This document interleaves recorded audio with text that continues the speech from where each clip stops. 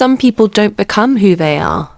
They become who they needed to be to survive. And after enough time passes, they forget there was ever a difference. Most people never notice when it begins, because survival mode doesn't always look dramatic. Sometimes it just looks responsible, productive, reliable, calm, functional. You wake up early. You answer messages. You go to work. You handle responsibilities. You solve problems. And eventually, you become known as someone dependable, someone stable, someone who keeps going. Even when life becomes difficult, people respect that version of you. They trust that version of you. And over time, you start trusting it too. That survival versions of people are often built from fear. Fear of failure.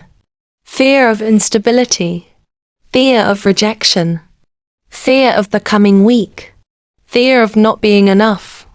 And because those fears feel dangerous, you slowly build a personality designed to stay protected.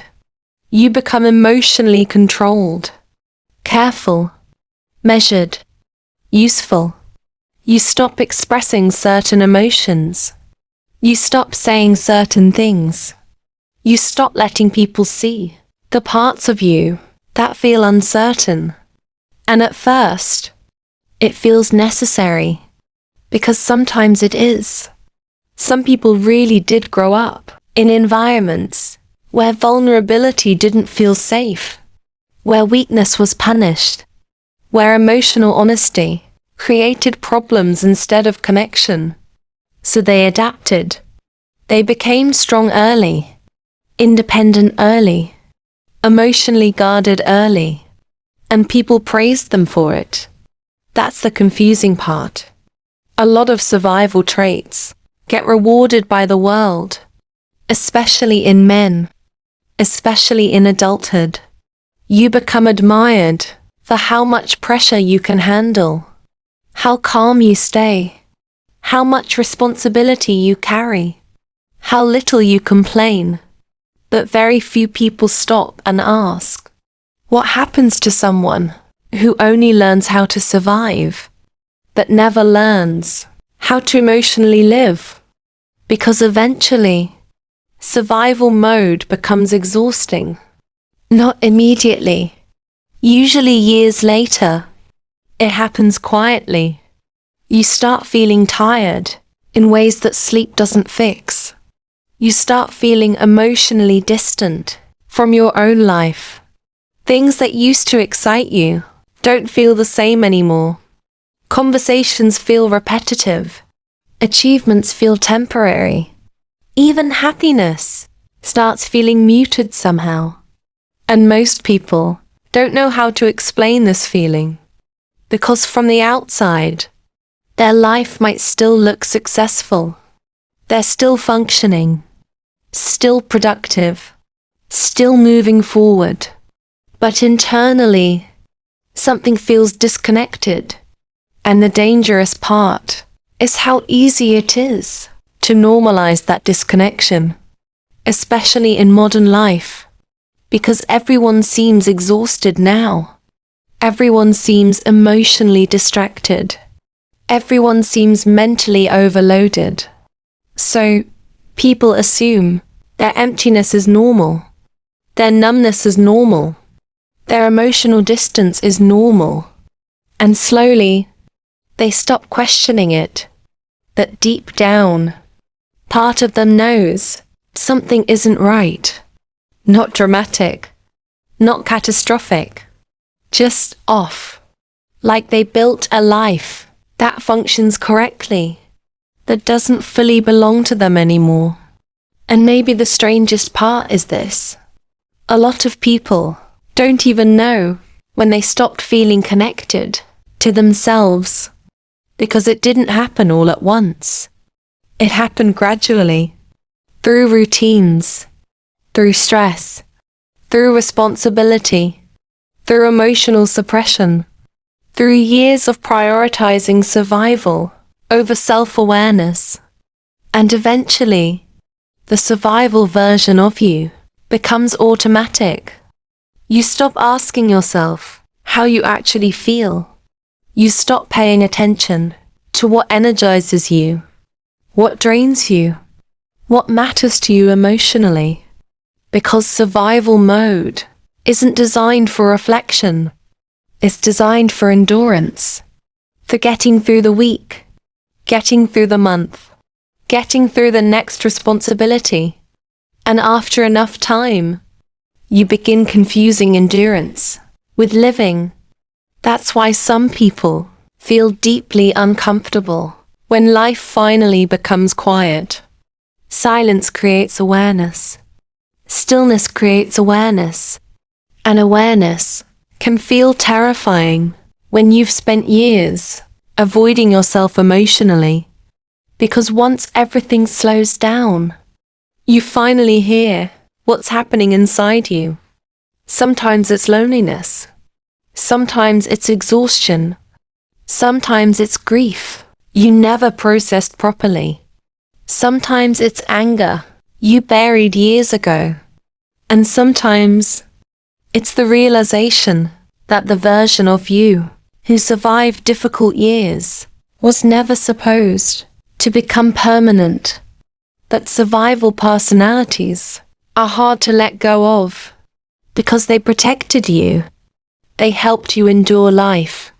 They helped you stay functional during difficult seasons. And because of that, part of you becomes emotionally attached to surviving itself, even when survival mode starts damaging your ability to actually feel alive. A lot of men experience this without realizing it. They become emotionally efficient at suppressing feelings, efficient at carrying stress, efficient at disconnecting themselves from vulnerability, and eventually, they stop knowing what they actually feel anymore. They know what they should do, what they should achieve, what they should provide, but not what they genuinely want, not what genuinely fulfills them. And over time, that emotional confusion starts affecting everything. Relationships start feeling distant. Friendships become surface level. Conversations feel performative. Even intimacy can start feeling disconnected because emotional presence requires openness. And survival mode was built around protection, not openness, not softness, not emotional honesty. And eventually, you start noticing that your entire life feels emotionally filtered somehow. You say the right things, do the right things, handle responsibilities correctly, but internally, you feel strangely absent from your own existence. And that feeling is difficult to explain to people because society understands burnout. Society understands stress, but emotional disconnection is harder to talk about, especially for men who built their identity around competence. Because competence becomes safety, functionality becomes safety, usefulness becomes safety. And when your identity is built around usefulness, rest starts feeling uncomfortable. Doing nothing feels uncomfortable. Because survival mode always feels like it needs to keep moving, keep solving, keep improving, keep preparing, even when nothing dangerous is happening anymore. And this creates a very strange kind of life. A life where you are constantly active, but rarely emotionally present. You achieve things without fully feeling them. You experience moments without fully experiencing yourself inside them. And eventually, you begin wondering why everything feels emotionally flat. why success feels temporary, why peace feels unfamiliar, why slowing down creates anxiety instead of calmness. And usually, the answer traces back to survival, to the version of yourself you created because life once required it. And maybe it did require it. Maybe you really did need to become harder, more independent, more emotionally guarded. Maybe that version of you saved your life emotionally. That survival versions of people often outlive the danger that created them. And eventually, they become prisons. You stop evolving emotionally. You stop expressing honestly. You stop trusting yourself naturally. Because survival mode always expects danger, always expects disappointment, always expects instability. So instead of relaxing into life, you manage life. You control life. You endure life. And after enough years, you begin realizing you don't actually know who you are without pressure, without stress, without survival. That realization changes people deeply, because once you notice it, you can't fully unsee it anymore. You start questioning things you accepted automatically before. You start questioning what success actually means to you, what peace actually means to you, what kind of life actually feels emotionally honest. And those questions can become uncomfortable quickly, because honesty creates change, and change threatens survival identities. If you stop performing strength, who are you? If you stop proving yourself constantly, who are you? If you stop living only for productivity, who are you? And for many people, those questions feel terrifying, because survival identities often become respected identities. People admire them, depend on them, expect them to stay the same forever. So when you begin changing, some people become uncomfortable, because your old identity benefited them too. The version of you who never said no, never slowed down, never admitted weakness, never asked for emotional understanding. But becoming emotionally real usually disappoints the expectations your survival identity created. And that's difficult, especially for people who built their worth around being dependable. But eventually, most people reach a point where continuing to survive feels more painful than finally becoming honest. And honesty usually begins quietly, not dramatically. Maybe you admit you're exhausted.